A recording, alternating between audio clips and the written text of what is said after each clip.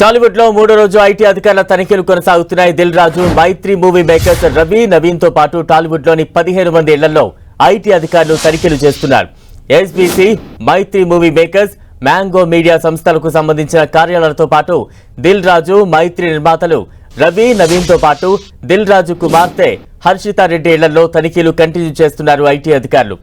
ఇటీవల విడుదలైన Pushpa 2, game changer, సంక్రాంతికి వస్తున్న సినిమాలకు సంబంధించిన లెక్కలపై ఆరా తీశారు. ఈ సినిమాలకు సంబంధించిన కలెక్షన్లు, ఐటీకి సమర్పించిన వివరాలను అధికారులు పరిశీలించినట్లు సమాచారం. ఈ తనిఖీల్లో సినిమా ఇన్వెస్ట్మెంట్స్ పై ఆరా తీశారు.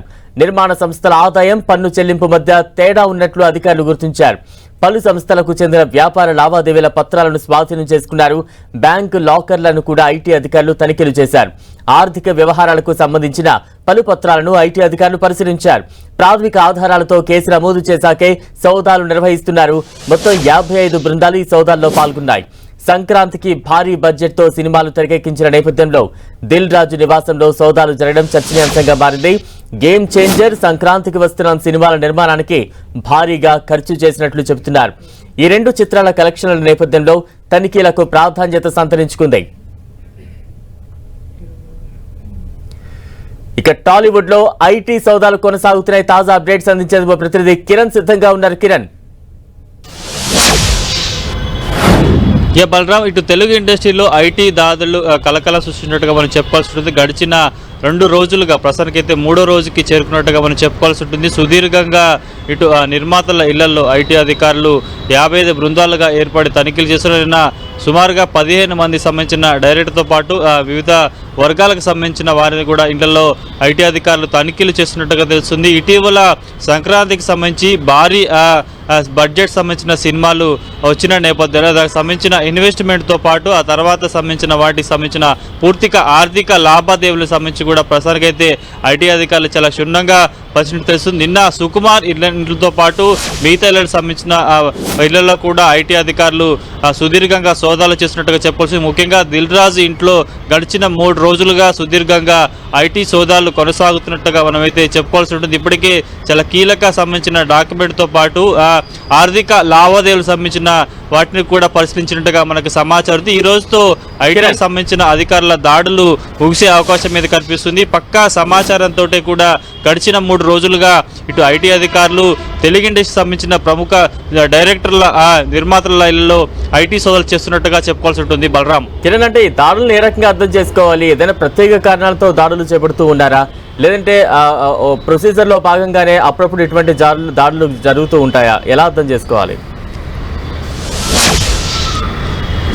సహజంగానే ఇటు హైదరాబాద్తో పాటు పారిశ్రామిక రంగాలకు సంబంధించి కూడా రెగ్యులర్గా ఐటీ సోదాలకు సంబంధించి అనుగుతుంటాయి. కానీ ఇటీవల కాలంలో తెలుగు ఇండస్ట్రీకి సంబంధించి కూడా భారీ బడ్జెట్ సంబంధించిన సినిమాలు తెరకెక్కిన నేపథ్యంలో వీటికి సంబంధించిన ఇన్వెస్ట్మెంట్తో పాటు వచ్చిన ఆదాయానికి సంబంధించి వీరు ఆదాయ వ్యయాలు ఏ విధంగా ఉన్నాయి, ఇన్కమ్ ట్యాక్స్ సంబంధించిన ట్యాక్స్ కట్టడంలో ఏ విధంగా వీరు బ్యాలెన్స్ షీట్ కొనసాగిస్తున్నారన్న కోణంలో ప్రస్తుతానికైతే సోదాలు కొనసాగుతున్నట్టుగా మనం చెప్పుకోవచ్చు. నిన్న దిల్ రాజు మీడియాతో మాట్లాడుతూ రెగ్యులర్గా జరిగే ఐటీ రైడ్స్గా ఆయన చెప్పే ప్రయత్నం చేశారు. కాబట్టి ఎందుకంటే ఇటీవల కాలం ఎప్పుడు లేని విధంగా తెలుగు ఇండస్ట్రీకి సంబంధించి కూడా భారీ బడ్జెట్ మూవీస్ ఈసారి సంక్రాంతికి తెర మీదకి వచ్చాయి. కాబట్టి వాటికి సంబంధించిన ఇన్వెస్ట్మెంట్, ఆ తర్వాత వాటి వచ్చిన ఆదాయానికి సంబంధించి కూడా లెక్కలు వేసే పనిలో ఉంటుంది. అందుకని దీనికి సంబంధించి కూడా ఏ విధంగా వీరికి సంబంధించిన భారీ బడ్జెట్ తీసేందుకు వీరు వనరులను సేకరించారు, ఆ తర్వాత వచ్చిన సొమ్ముకు సంబంధించి ట్యాక్స్ సంబంధించి కావచ్చు ఏ విధంగా చెల్లింపులు చేశారు ఏంటన్న కోణంలో కూడా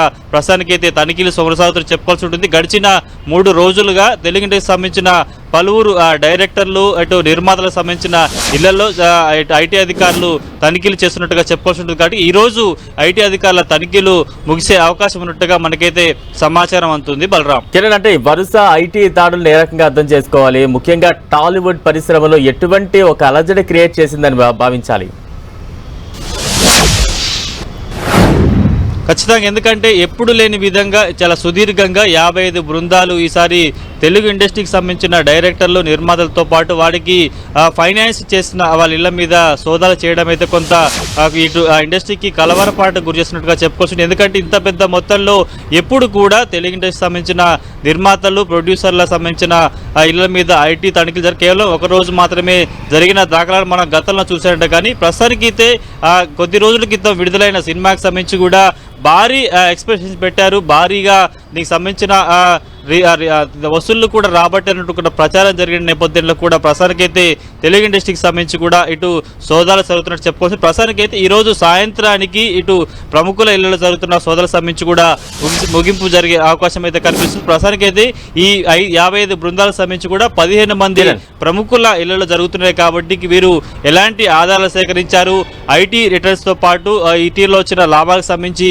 వారు కొంత బ్యాలెన్స్ షీట్ మెయింటైన్ చేశారా లేదా అన్న కోణంలో కూడా ప్రసారానికైతే తనిఖీలు జరుగుతున్నాయి. కాబట్టి ముఖ్యంగా గడిచిన కొద్ది రోజులుగా దిల్ రాజు చుట్టూ కూడా ఈ ఐటీ రైట్ సంబంధించిన వ్యవహారం కొనసాగుతుంది. కాబట్టి ఆయన 3 సినిమాలకు సంబంధించి ఇన్వెస్టర్గా ఉన్నారు, ఆయన ప్రొడ్యూసర్గా ఉన్నారు. కాబట్టి ప్రస్తుతానికైతే ఆద్యంతం ఆయన ఆర్థిక లావాదేవీలు కావచ్చు, ఆయన చేసిన ట్రాన్సాక్షన్స్, ఆయన పెట్టుబడి పెట్ట సంబంధించిన వాటి గురించి కాబట్టి వీటితో పాటు పుష్ప 2 సినిమాకి సంబంధించిన ఎవరైతే డైరెక్టర్ ఉన్నారో ఆ సుకుమార్ ఇళ్లలో కూడా నిన్న నుంచి 5 ఐటీ అధికారుల సోదాలు కొనసాగుతున్నాయి. కాబట్టి పూర్తి స్థాయిలో ఎంత మేరకు వీరికి సంబంధించిన తనిఖీలు ఏవైనా ఆధారాలు బయటపడ్డాయా, వీరు వాస్తవానికి దీనికి సంబంధించిన పెట్టుబడులు కావచ్చు, వచ్చిన లాభాలకు సంబంధించి కూడా ట్రాన్సాక్షన్స్ ఏ విధంగా ఉన్నాయో కూడా తనిఖీలు చేసే అవకాశం. ఎందుకంటే ఇప్పటికే పలుమార్లు దిల్ రాజు కుటుంబ సభ్యులకు సంబంధించిన బ్యాంకు ఖాతాలు అదేవిధంగా అనేక రకాలుగా తనిఖీలు చేశారు. కాబట్టి ఇంకేమైనా పూర్తి ఆధారాలు లభించాయా లేదన్న మాత్రం మనం చూడాల్సి ఉంటుంది.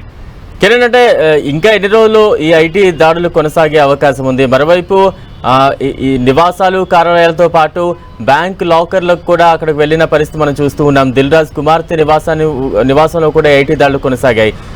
ఎటువంటి ఆధారాలు సేకరించారు అని ఇప్పటికేమైనా అప్డేట్స్ ఉన్నాయా?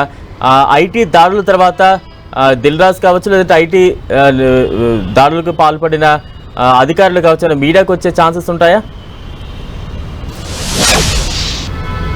ఖచ్చితంగా గడిచిన 3 రోజులుగా ఇండస్ట్రీకి సంబంధించిన 15 మంది బడా ప్రొడ్యూసర్లకు సంబంధించిన ఇళ్లలో వాళ్ళ బంధువులతో పాటు కుటుంబ సభ్యుల సంబంధించిన ఆర్థిక లావాదేవీలు, బ్యాంకులు, అదేవిధంగా లాకర్లు కూడా తనిఖీ చేశారు. ముఖ్యంగా దిల్ రాజు కుటుంబ సభ్యుల మీద కూడా ఎక్కువగా వారి కుటుంబ సభ్యులు చేసిన ఆర్థిక లావాదేవీలతో పాటు బ్యాంకులో సంబంధించిన వివరాలు కూడా సేకరించారు. కాబట్టి ఈరోజు ఎందుకంటే గడిచిన 2 రోజులుగా కొనసాగుతున్నాయి, ఈరోజు 3వ రోజుకు చేరుకుంది. కాబట్టి ఈ రోజుతో ఐటీ అధికారులకు సంబంధించిన తనిఖీలు కూడా ముగిసే అవకాశం కనిపిస్తుంది. చాలా కీలక డాక్యుమెంట్సే ఈ పలువురు వద్ద నుంచి కూడా సేకరించినట్టుగా మనకు సమాచారం ఉంది. ముఖ్యంగా లాకర్లు కావచ్చు, గతంలో సినిమాకి ఇన్వెస్ట్మెంట్ చేయకముందు వారి యొక్క ఆర్థిక పరిస్థితి ఎట్లా ఉంది దానికి సంబంధించి కాబట్టి ఆ తర్వాత సినిమా తీసిన తర్వాత భారీ లాభాలు వచ్చాయి. కాబట్టి వాటిని ఏ విధంగా ట్రాన్సాక్షన్ చేశారన్న కోణంలో కూడా ప్రసారికైతే ఇటు ఐటీ అధికారులు సోదాల్లో కొంత కీలక సమాచారం రాబట్టాయి. కాబట్టి పూర్తి స్థాయిలో 3 రోజులకు సంబంధించిన ఐటీ సోదాల తర్వాత కూడా ఐటీ అధికారులు